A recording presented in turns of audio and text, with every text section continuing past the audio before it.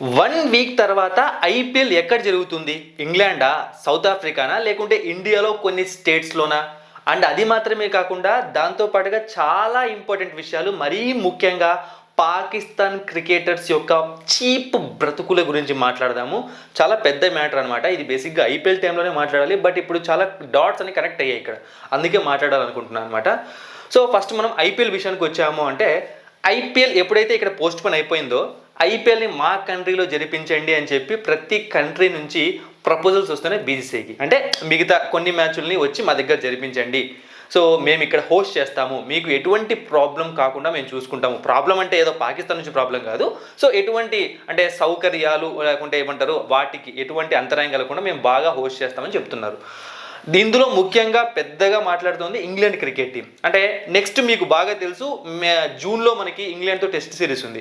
So ఎలాగో మీరు ఇంగ్లాండ్కి రావాల్సిందే కదా, ఇక్కడికి వచ్చి త్వరగా వచ్చేసి ఇప్పుడు ఆ కొన్ని మ్యాచ్ని కంప్లీట్ చేయండి, మేము హోస్ట్ చేస్తాము, తర్వాత కొన్ని రోజులు స్టే చేసి ఇంగ్లాండ్ టెస్ట్ సిరీస్ని కంప్లీట్ చేసుకొని వెళ్ళండి, ఒక లాంగ్ టూర్ లాగా ఉంటుందని చెప్పి వాళ్ళు అంటున్నారు. మన ఇండియా వాళ్ళేమో ఒకటి సౌత్ ఆఫ్రికా అనుకుంటున్నారు, రెండు మన ఇండియన్ స్టేట్స్లో అంటే ఈ ఇష్యూ అనేది తగ్గిపోయాక 1 వీక్ తర్వాత ఏం చేయాలని ప్లాన్ చేస్తున్నారు. అయితే పిఎస్ఎల్ మీకు తెలుసు కదా, పాకిస్తాన్ వాళ్ళది, అంటే పాకిస్తాన్ క్రికెట్ బోర్డు కండక్ట్ చేస్తుంది. సో వీళ్ళు ఇక్కడ ఇష్యూ స్టార్ట్ అవ్వగానే మన ఇండియా కన్నా ముందే, అంటే మన ఇండియా కూడా ఇంకా ఐపీఎల్ని పోస్ట్ పోన్ చేయలేదు, అప్పుడే పిఎస్ఎల్ని మేము యుఏఈకి షిఫ్ట్ చేస్తున్నామని చెప్పి ఒక స్టేట్మెంట్ పాస్ చేశారు. తీరా చూస్తే యుఏఈ వాళ్ళు, యుఏఈ అంటే ఏంటి, ఒక ఇండైరెక్ట్గా అయినా డైరెక్ట్గా అయినా పాకిస్తాన్కి కొంచెం సపోర్ట్ చేసే కంట్రీ, అందరికీ తెలుసు, ప్రపంచం మొత్తానికి తెలుసు, ఇందులో మనం ఏమీ ఇక్కడ కవర్ చేయాల్సిన అవసరం లేదు. వాళ్ళు మీరు రాకండి, మీకు ఇండియాకు ప్రాబ్లమ్స్ ఉన్నాయి, దయచేసి మీకు మా దగ్గరికి రాకండి, మేము హోస్ట్ చేయమంటే మీకు గ్రౌండ్స్ ఇయ్యమని చెప్పేసింది. సిగ్గుందా మీకు అసలు? మీ బ్రతుకు ఎక్కడికి వెళ్ళింది తెలుసా? ఇది మీ చీప్ బ్రతుకు అనమాట. అంటే ఏమంటున్నానంటే బేసిక్గా లోపల ఎవరైనా ఇప్పుడు సపోజ్ టర్కీ చూసారంటే ఇండైరెక్ట్గానే సపోర్ట్ చేసింది వార్లో, డైరెక్ట్గా ఏం సపోర్ట్ చేయలేదు, బట్ దొరికిపోయింది అనమాట. సో అట్లా వీళ్ళు కూడా సపోర్ట్ చేయొచ్చు యుఏఈ వాళ్ళు, కానీ డైరెక్ట్గా అంటే ఇండియాకి అగెనెస్ట్గా వెళ్ళి హోస్ట్ చేయించేంత దమ్ము ధైర్యం కూడా వాళ్ళకి లేదనమాట.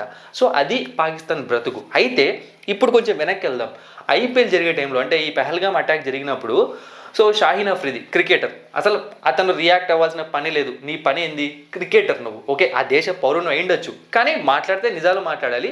ఒక రెస్పెక్టెడ్ క్రికెటర్గా నువ్వు మాట్లాడితే మంచిగా ఉండాలి. అది వదిలిపెట్టి పహల్గామ్ అటాక్ టైంలో ఏం మాట్లాడాడు తెలుసా? ఆ ఇండియా వల్ల తప్పే, పాకిస్తాన్ ఎప్పుడు బ్లేమ్ చేస్తారు, టెర్రరిస్టులు లేరని చెప్పి మాట్లాడారు. షాహీన్ అఫ్రిది అంత వరెస్ట్ ఫెయిల్ ఎవరు ఉండరు, వాళ్ళ ఫ్యామిలీలో టెర్రరిస్టులు ఉన్నారు, అది వేరే విషయం, పక్కన పెట్టేద్దాం. సో దానికి శిఖర్ ధవన్ ఒక రెస్పాండ్ అయ్యాడు, ఒక రియాక్ట్ అయ్యాడు అనమాట. ఏమన్నాడు అంటే, సిగ్గుందా మీకు అసలు, 3 సార్లు ఓడిపోయారు, అంటే క్రికెట్ కాదు మనతో వార్లో, సో 3 సార్లు ఓడిపోయారు, ఇంకెన్నిసార్లు ఓడిపోతారు, ఇట్లాంటివన్నీ చేయడం అవసరమా, గలీజ్ పనులు అంటే. ఇప్పుడు దానికి రిప్లై ఏమి ఇవ్వాలి? కుదిరితే వారి గురించి మాట్లాడాలి, లేదా వాళ్ళ బతుకుల గురించి మాట్లాడాలి. అది వదిలిపెట్టేసి షాహీన్ అఫ్రిది ఏం రిప్లై ఇచ్చాడు తెలుసా? అవునవును మేము ఓడిపోయాం కదా, ఏదో అంటే ఓడిపోతే కప్పు క్రికెట్కి రిలేట్ చేస్తూ, అంటే ఆ కప్పుల గురించి మాట్లాడుతూ ఆ కప్పు తెచ్చుకో టీ పోజిస్తాం. అసలు ప్రపంచం మొత్తం అని ఉనిసింది షాహీన్ అఫ్రిది పైన. అసలు నీకు మాట్లాడటం చేత కాకుంటే మూసుకొని కూర్చో, ఏం రిప్లై అసలు ఓడిపోయినారని అందరికీ తెలుసు, నువ్వు మళ్ళీ టీ కప్పు గీ కప్పు అని మాట్లాడతాను చెప్పి అనింది. ఈ టైంలో దీన్ని అనుకుంటే మన శిఖర్ ధవన్ ఇంకా పెద్ద రచ్చ చేయొచ్చు, కానీ కూడా ఏం చేయలేదు. ఎందుకంటే బురదలో రాయేస్తే మన మీద పడుతుంది, ఆ పందులతో మనకెందుకు అని చెప్పి సైలెంట్గా ఉన్నాడు. బట్ ఈ టైంలో ఈ పాకిస్తాన్ చీఫ్ ఫెలోస్ ఇంతకన్నా బూతులు మాట్లాడచ్చు. పాకిస్తాన్ చీఫ్ ఫెలోస్ ఎవరు ఉంటారు కదా కొంతమంది, సో ఇప్పుడు ప్రజెంట్ జనరేషన్లో ఆడుతున్న వాళ్ళు చెప్తాను నేను.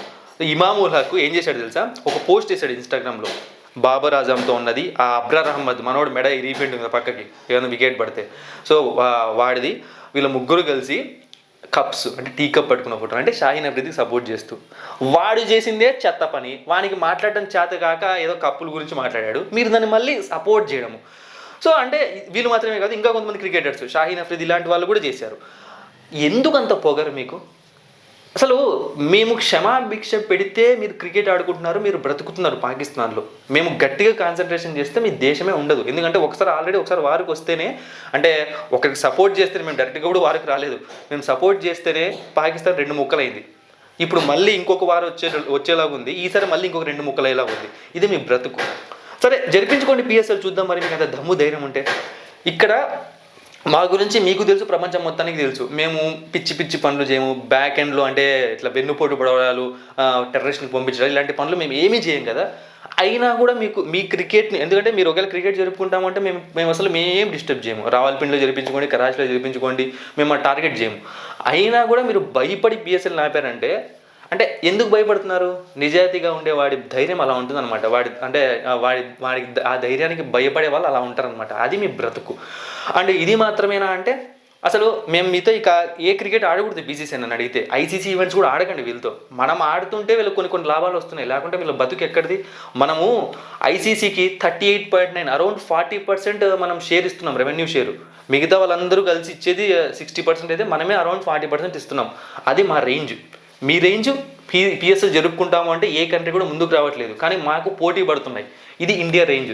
అంటే ఇక్కడ ఐపీఎల్ గురించి హైలైట్ చేయట్లేదు, ఇండియన్ ప్రీమియర్ లీగ్ వల్ల అది రావట్లేదు. ఆ ప్రీమియర్ లీగ్ పక్కన ఇండియా అన్న పేరు ఉంది కదా, ఆ పేరు వల్ల అవన్నీ వస్తున్నాయి.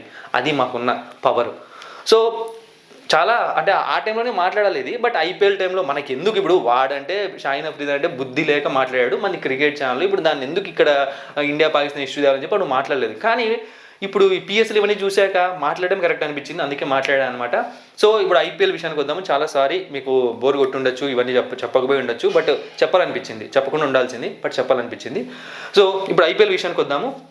ఇంకొక 1 వీక్ తర్వాత మళ్ళీ ఐపీఎల్ జరిగే ఛాన్సెస్ ఉన్నాయని చెప్పి బీసీసీ ఒక హింట్ ఇచ్చింది. బట్ పక్కన అంటే మనం ఏది పక్కగా చెప్పలేము, ఎందుకంటే వాళ్ళు ఒక 1 వీక్ పోస్ట్పోన్ చేశారు. మేబీ వాళ్ళ ఆలోచనలో ఇది ఓవర్సీస్లో అంటే వేరే కంట్రీస్లో జరిపించాలి అన్న ఆలోచన ఉంటే ఖచ్చితంగా 1 వీక్లో జరిపిస్తారనమాట. 1 వీక్ తర్వాత. లేదు ఇండియాలోనే జరిపించాలి అంటే అది 1 వీక్ తర్వాత ఈ సిచ్యువేషన్స్ బట్టే ఉంటుంది. అంటే ఈ ఇండియా పాకిస్తాన్ మధ్య జరుగుతున్న ఈ సిచ్యువేషన్స్ మీద డిపెండ్ అయి ఉంటుంది. దాని తర్వాతే డెసిషన్ తీసుకుంటారు. లేదు అవుట్ ఆఫ్ ది కంట్రీ జరిపించాలనుకుంటే ఖచ్చితంగా 1 వీక్లో మనకి ఏదో ఒక రిలీజ్ చేస్తారు, రీషెడ్యూల్ అనేది, డేట్స్ అనేవి, గ్రౌండ్స్ అనేవి. దానికి ప్రిపేర్ అవుతూ కూడా ఉండొచ్చు అనమాట. దిర్ ఈజ్ ఎ ఛాన్స్. ఇది ఇంపార్టెంట్ అప్డేట్ ఐపీఎల్కి సంబంధించింది. ఇక నెక్స్ట్ విరాట్ కోహ్లీకి సంబంధించిన సూపర్ డూపర్ అప్డేట్ వచ్చిందనమాట. అంటే మన ఇండియాలోనే ఒక ప్రముఖ న్యూస్ మీడియా దీని గురించి మాట్లాడింది. అది ఏంటి అంటే విరాట్ కోహ్లీ కూడా టెస్ట్ ఫార్మాట్కి రిటైర్మెంట్ ప్రకటించాలనుకుంటున్నాడు. సో తను ఆల్రెడీ బీసీసీతో తన అభిప్రాయాన్ని చెప్పాక బీసీసీ వాళ్ళు ప్లీజ్ వెయిట్, ఇంకొకసారి ఆలోచించి డెసిషన్ తీసుకో అని చెప్పడంతో విరాట్ కోహ్లీ ఇంకా ఆలోచనలో ఉన్నాడు. సో డెసిషన్ చెప్పాలా లేదా అని చెప్పి. బేసిక్గా రీసెంట్గా మీకు తెలుసు ఈ ఇష్యూ ఇండియా పాకిస్తాన్ ఇష్యూ జరిగి ఒక్కరోజు ముందే రోహిత్ శర్మ మనకు రిటైర్మెంట్ ప్రకటించాడు టెస్ట్ క్రికెట్కి. ఎవరు ఎక్స్పెక్ట్ చేయలేదు, చాలా సింపుల్గా ప్రకటించాడు. బట్ మీరు క్లియర్ కట్గా ఈ డాట్స్ కనెక్ట్ చేశారు అంటే నాకు ఎందుకో వీళ్ళిద్దరూ కూడా ప్రీ ప్లాన్డ్గా మాట్లాడుకున్నారేమో అనిపిస్తుంది టెస్ట్ ఫార్మాట్ గురించి. ఎందుకంటే వీళ్ళ ఇద్దరి టార్గెట్ నెక్స్ట్ 2027 1-డే వరల్డ్ కప్. ఈ ఇద్దరు ఖచ్చితంగా ఆడాలని ఫిక్స్ అయ్యారు. సో ఆడాలి అంటే ఈ టెస్ట్ క్రికెట్ పైన T20 క్రికెట్కి ఆల్రెడీ రిటైర్మెంట్ ప్రకటించేశారు. సో ఈ టెస్ట్ క్రికెట్ గురించి బయటకు వచ్చారంటే స్ట్రెస్ తగ్గుతుంది, ఫిట్నెస్ లెవెల్స్ పెంచుకోవచ్చు, కాన్సన్ట్రేషన్ మొత్తం ఒకే ఫార్మాట్ పైన చేయొచ్చు. సో ముందే మాట్లాడుకున్నారేమో అనిపిస్తుంది అనమాట. అండ్ మీరు అంటారేమో రోహిత్ శర్మ విషయంలో కూడా మనం రోహిత్ శర్మ బీసీసీ అడగలేదని చెప్పి. బేసిక్గా మనకు టెలిగ్రామ్ ఛానల్ లేదు కాబట్టి ఇప్పుడు మనం అప్డేట్స్ ఫాస్ట్గా ఇవ్వట్లేదు మీకు. రోహిత్ శర్మ ఇంగ్లాండ్ టెస్ట్ సిరీస్లో కెప్టెన్సీ చేయాల్సి ఉందన్నమాట. ఫస్ట్ తన పేరు వచ్చింది, కెప్టెన్సీ చేస్తున్నాడు, ఒక ఎక్స్పీరియన్స్డ్ క్రికెటర్ కెప్టెన్సీ చేస్తే బాగుంటుంది, రోహిత్ శర్మనే కంటిన్యూ చేద్దాము అని అనుకున్నారు. కానీ సడన్గా ఒక రోజు తర్వాత రోహిత్ శర్మ కెప్టెన్సీ చేయట్లేదు, కొత్త వాళ్ళకి కెప్టెన్సీ ఇస్తారంట అని చెప్పి న్యూస్ వచ్చింది. ఇంకొన్ని గంటలకి రోహిత్ శర్మ రిటైర్మెంట్ ప్రకటించాడు. సో మన వాళ్ళని చాలామంది ఏమనుకున్నారు, అందుకే కెప్టెన్సీ ఇవ్వలేదు కాబట్టి రిటైర్మెంట్ ప్రకటించాడు అనుకున్నారు. బేసిక్గా అది కాదు నిజం. తనకి కెప్టెన్సీ ఇవ్వాలనుకున్నారు. మేబీ తనే ఒప్పుకోలేదేమో, ఫస్ట్ ఒప్పుకోలేదు అనుకుంటాను. తర్వాత మళ్ళీ ఈ న్యూస్ బయటకు వచ్చేలోపు తను రిటైర్మెంట్ ప్రకటించాడు, అందుకే అది కనెక్ట్ చేసుకున్నారు అందరూ. సో దీన్ని బట్టి చూసాము అంటే ఇద్దరు కూడా డెసిషన్ తీసుకున్నారు, 1-డే వరల్డ్ కప్ కోసమే తీసుకున్నారు, భారీగానే ప్లాన్ చేసుకుంటున్నారు. హ్యాపీ, ఏం తప్పేం లేదు. వీళ్ళు రిటైర్మెంట్ ప్రకటిస్తే టెస్ట్ ఫార్మాట్కి తప్పేమీ లేదనమాట. యంగ్స్టర్కి ఛాన్స్ వస్తుంది. వీళ్ళ ఫోకస్ ఒక 1-డే వరల్డ్ కప్ పైకి వెళ్తుంది, మనం గెలిచే ఛాన్స్ పెరుగుతుంది, అదనమాట. సో ఇవే ఈ 2 ఇంపార్టెంట్ అప్డేట్స్ కోసం ఈ వీడియో చేశాను. నాకు తెలిసి మీకు క్లియర్ కట్గా అన్నీ అర్థమే అనుకుంటున్నాను. So salute to Indian army, Indian air force, Indian navy.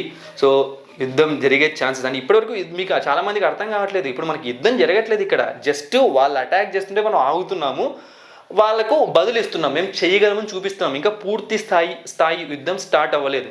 Start అయితే మాత్రం పాకిస్తాన్ చిన్న భిన్నమైపోతుంది, మొక్కలైపోతుంది. ఈసారి గుర్తుపెట్టుకోండి. ఈరోజు చెప్తున్న ఈ వీడియోలో మనకేమి తెలుగు ఏం జరుగుతుందో, POKని మనం క్యాప్చర్ చేసి తీరుతాం. అంటే ఆ పాకిస్తాన్ ఆక్యుపైడ్ కాశ్మీర్ని మనం ఖచ్చితంగా యుద్ధం జరిగితే క్యాప్చర్ చేసి తీరుతాం. రాసి పెట్టుకోండి, ఈ ఇయర్లో అది జరిగి తీరుతుంది ఖచ్చితంగా. ఈ వీడియో ఎక్కడికి వెళ్తుంది, మన యూట్యూబ్లో ఉంటుంది, damn sure. Thank you for watching and supporting. మరిన్ని ఇంట్రెస్టింగ్ వీడియోస్ కోసం సబ్స్క్రైబ్ చేయడం మర్చిపోకండి.